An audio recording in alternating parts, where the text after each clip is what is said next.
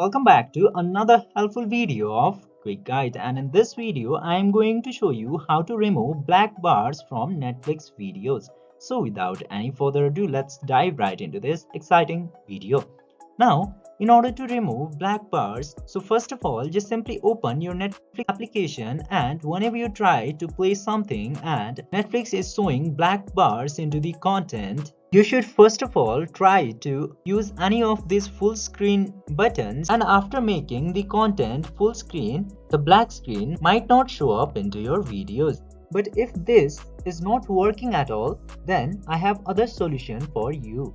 Then first of all, go to Chrome browser and go to Chrome's web extension, and into there just simply search for ultra wide display aspect. And after searching that, this ultra wide video aspect will appear. Just simply tap into that and add this extension to your Chrome. Try playing Netflix videos from this extension, and then your black bars into Netflix video will not show up again.